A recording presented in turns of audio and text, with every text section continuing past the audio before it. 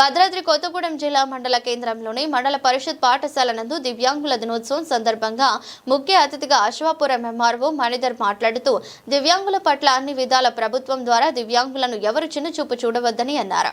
సహాయ సహకారాలు అందుతాయని, వారికి పెన్షన్లు రాని వారికి పెన్షన్ వచ్చే విధంగా ఏర్పాటు చేస్తామని తల్లిదండ్రులను పిల్లలను సమస్యల గురించి అడిగి తెలుసుకున్నారు. ఎంబీఓ వీరస్వామి, ఎంజీఓ యోగి టీచర్ పాఠశాలలో పాల్గొన్నారు. ప్రధానోపాధ్యాయుడు పి వెంకటేశ్వర్లు, జి వరలక్ష్మి ఉపాధ్యాయులు పిల్లలకు గేమ్స్ ఆడించి వారికి గిఫ్ట్లు అందించారు. ఎంఆర్సీ సభ్యులు, పిల్లలు, తల్లిదండ్రులు ఈ కార్యక్రమంలో కేవీఆర్ రెడ్డి పాల్గొన్నారు.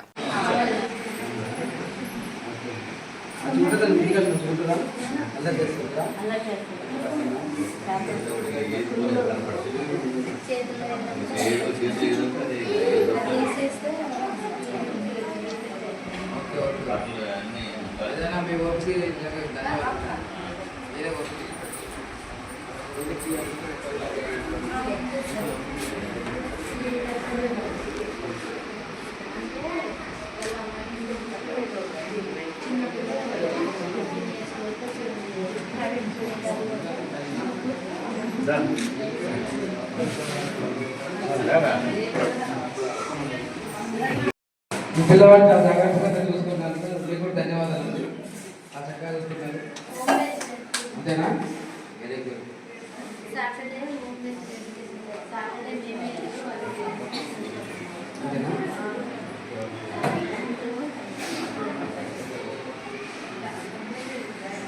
ఏం వచ్చింది పేరు?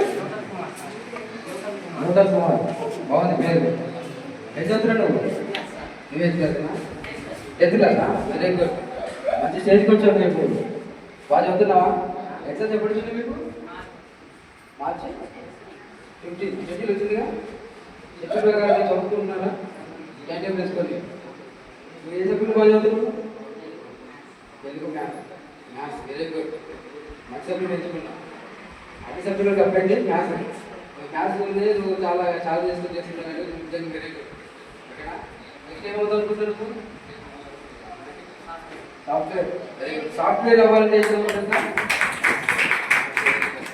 అయితే ఒక ఏముంది కానీ ఏం చేయాలో తెలియదు. ఆఫ్టర్ టెస్ట్ నువ్వు ఇంటిమేట్ చేసిన తర్వాత మంచి రాసి ఇంటి రాసిన తర్వాత నీకు ఇంజనీరింగ్ సీట్ వస్తుంది. నీ కోరుకోగానే మంచి ఇంజనీర్ అవ్వాలని కోరుకుంటాను. వాళ్ళ తప్పు లేకుండా దివ్యాంగులుగా పుట్టడం వాళ్ళ తప్పు కాదు, అది భగవంతుడి సృష్టి. అది దానికి కూడా మనం యాక్సెప్ట్ చేస్తూ ఆ పిల్లలతోనే మన మధ్యలో విద్యని అభ్యసింపజేస్తూ ఆ మిగతా వాళ్ళకి ఒక స్ఫూర్తిగా ఉండడం కోసం ఆ పిల్లలు కూడా బడికి రావాలని చెప్పేసి కోరుకుంటా ఉన్నాము. అలాగే వాళ్ళకి ఇళ్ళ దగ్గర ఎంత చాలా ఓపికగా వాళ్ళ పనులు వాళ్ళు చేసుకోలేనటువంటి పరిస్థితులు, అదేవిధంగా వాళ్ళ ఆహారం సరిగ్గా తీసుకోలేనటువంటి పరిస్థితులు, సరిగ్గా చదవలేని పరిస్థితులు అయినప్పటికీ కూడా పాఠశాలకు పంపించడం మూలంగా పిల్లలు యాక్టివ్గా తయారవుతారు. గమనించడం మూలంగా మనసే మందులాగా ఇతరుని గమనించడం మూలంగా వాళ్ళందరూ ఏమవుతారంటే వాళ్ళ కథలకు వస్తుంది. మనం చాలా పిక్చర్స్ లో గమనిస్తూ ఉంటాం. ఫిజియోథెరపీ అని ఇంకా రకరకాల మెడిసిన్ అంతా సంబంధించినవి చాలా ఉన్నాయి. కానీ తల్లిదండ్రులు, సమాజము, పరిసరాలు వ్యక్తిని కొంతవరకు మారుస్తుంది అన్నమాట. సో అలాంటి కథలుగా పిల్లలు ఉండాలని చెప్పేసి ప్రత్యేకించి బడిలో కోరుకుంటున్నారు. ఇంకోటి ఏంటంటే ఇలాంటి పిల్లలు బడికి రావడం మూలంగా మిగతా పిల్లల్లో మంచి సుగుణాలు వస్తాయి. ఈ పిల్లల పట్ల ఎలా ఉండాలి, ఒక దయగా ఉండడం, ప్రేమగా ఉండడం, వాళ్ళకి సహాయం చేయడం, వాళ్ళకి కలుపుగా పోవడం, ఇలాంటి ప్రత్యేకమైన అంశాలని మంచిగా అన్ని అవయవాలు సక్రమంగా ఉన్న పిల్లలు కూడా నేర్చుకుంటారండి. మీరు అనుకుంటారు మా పిల్లలు ఇలా మర్చిపోయి కామన్ పీపుల్ మన సమాజంలో మన వాళ్ళు కలిసిపోయి ఉంటారండి. ఇంకా అనుకుంటున్నాను.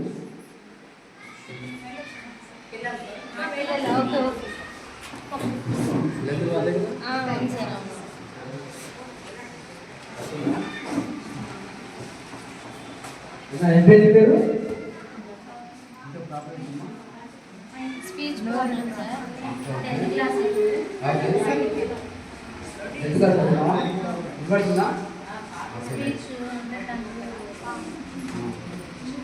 ఓకే. మీకు సైకిల్ ద్వారా మీకు అర్థమవుతుందా?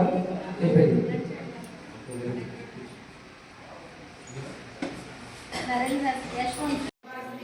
నమస్కారం అండి. ఇది అశ్వాపురం మండలము. ఈ మండలంలో ఐఈఆర్టీగా నేను పనిచేస్తున్నాను. ఐఈఆర్టీ అంటే ఇంక్లూజివ్ ఎడ్యుకేషన్ రిసోర్స్ పర్సన్. నేను ప్రత్యేకించి దివ్యాంగుల పిల్లలకి నేను సేవని అందిస్తున్నాను. స్పెషల్ టీచర్గా నేను పనిచేస్తున్నాను. గత 10 సంవత్సరాల నుండి పనిచేస్తున్నాను. ఈ మండలం మొత్తంకి నేను సర్వే చేయడము, ఆ పిల్లల్ని తీసుకురావడము. స్కూల్లో మనకి భవిత అనేసి ఉంది. ఇది నాన్ భవిత, మనకి ప్రత్యేకించి అశ్వపురం మండలంలో భవిత లేదు. ఇప్పుడు న్యూ కన్స్ట్రక్షన్ జరుగుతుంది. అది మల్లెలమడుగు హై స్కూల్ దగ్గర భవిత బిల్డింగ్ న్యూగా కొత్తగా తయారు చేస్తున్నారు. ఇప్పుడు ప్రజెంట్గా ఇక్కడ మండల్ హెడ్ క్వార్టర్లో మినీ భవిత అనేసి ఇక్కడ నాన్ ఐఆర్సీగా ఈ పక్కన స్కూల్లో ఒక బిల్డింగ్ తీసుకొని మేము వర్క్ చేస్తున్నాము. ఈ స్కూల్లో ఉన్న సిడబ్ల్యూఎస్ఎన్ పిల్లలు అంటే దివ్యాంగ పిల్లల్ని సిడబ్ల్యూఎస్ఎన్ పిల్లలుగా మనము గుర్తించాము.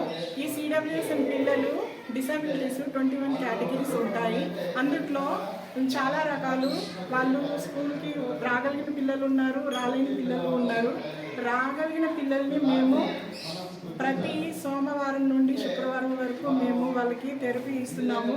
ఆ థెరపీస్లో స్పెషల్గా వాళ్ళకి ఏమేమి స్కిల్స్ అవసరమో వాటితో పాటు ఫిజియోథెరపీ అండ్ స్పీచ్ థెరపీ కూడా మేము అందిస్తున్నాము. ఫిజియోథెరపీ ఏమో వీక్లీ 2 సార్లు జరుగుతుంది. సోమవారం, గురువారం జరుగుతుంది. స్పీచ్ థెరపీ ఏంటి అంటే మా ఎడ్యుకేషన్లోనే వాళ్ళకి మాటలు రాకుండా నత్తిగా ఉంటారు. సైగల ద్వారా కూడా మేము వాళ్ళు హీరింగ్ ఇంపైర్మెంట్ పిల్లలకి అయితే సైగల ద్వారా మేము వాళ్ళకి ఎడ్యుకేషన్ అందిస్తున్నామండి పూర్తిగా. అదేవిధంగా ఈ స్కూల్కి వచ్చే పిల్లలకి కూడా ట్రాన్స్పోర్ట్ అలవెన్స్ ఉన్నాయి. బయట స్కూళ్ళల్లో వెళ్ళే పిల్లలకి అయితే ఎస్కాట్ అలవెన్స్, బాయ్స్కి గర్ల్స్కి escort allowance plus transport allowance కూడా గర్ల్స్ స్టైఫండ్ కూడా వస్తుంది. అదేవిధంగా బ్లైండ్ పిల్లలకి కూడా రీడర్ అలవెన్స్ కూడా వస్తుంది. వాళ్ళకి బ్రెయిన్ బుక్స్ కూడా వస్తున్నాయి. మనకి సంవత్సరంలో ఒకసారి అలింకో క్యాంపు జరుగుతుంది. ముందుగా దానికి అసెస్మెంట్ క్యాంప్ ఒకటి జరుగుతుంది. ఆ తర్వాత కొన్నాళ్ళ తర్వాత వాళ్ళకి ఆ క్యాంపులో వాళ్ళకి ఏ అవసరమో పరికరాలు అంటే కాళ్ళు నడవలేని పిల్లలకైతే సిపి సెర్బల్ పాలసీ ఉంటారు కదా, వాళ్ళకైతే వీల్ చైర్ లాంటివి, కాస్త నడవగలిగిన పిల్లలకి హ్యాండ్ స్టిక్ ఒకటి, కాళ్ళకి క్యాలిపర్స్ లాంటివి. ఎంఆర్ పిల్లలు అంటే మెంటల్ రిటర్డేషన్ అంటే వాళ్ళకి మానసికంగా ఉంటారు. వాళ్ళకైతే ఎంఆర్ కిట్ వస్తుంది. వాటిల్లోనే motor skills, fine motor skills, eye hand కోఆర్డినేషన్కి సంబంధించిన మెటీరియల్స్ కూడా చాలా కలర్ఫుల్గా, చాలా అట్రాక్షన్గా వాళ్ళకి అన్ని విధాలుగా ఉపయోగపడే కిట్ ఇస్తున్నారు. వాళ్ళు ఇంటి దగ్గర ఉండే వాళ్ళ విద్యాభ్యాసాన్ని అభ్యసించగలిగేటట్లుగా మనకి గవర్నమెంట్ చాలా సదుపాయం చేస్తుంది. అదేవిధంగా కూడా మనకి 2 సార్లు 3 సార్లు జరిగేది సదరం క్యాంపు. ఆ క్యాంపు ఇప్పుడు ఏంటంటే అందరికీ ఎప్పుడు అని ఎదురు చూడకోకుండా వాళ్ళకి ఎప్పుడంటే అప్పుడు ఆన్ స్పాట్లో ఉండాలనేసి ఇప్పుడు మీ సేవలో స్లాట్ బుక్ ఒకటి జరుగుతుంది. స్లాట్ బుక్ అయిన తర్వాత సదరం క్యాంప్ ఒకటి పలానా హాస్పిటల్ అనేసి అందులోనే డేట్ ఫిక్స్ చేసి ఇస్తున్నారు. ఆ స్లిప్ని మనం తీసుకొని ఏ తారీఖు ఉందో అక్కడికి వెళ్ళి వాళ్ళని సదరం క్యాంప్కి అటెండ్ అవుతే కొన్నాళ్ళకి మీ సేవలోనే వాళ్ళకి సదరం వస్తుంది. కానీ సదరంతో పాటుగా యూడిఐడి కార్డు కూడా వస్తుంది. ఇప్పుడు ఏంటంటే ఐడి కార్డు లాగానే ఉంది.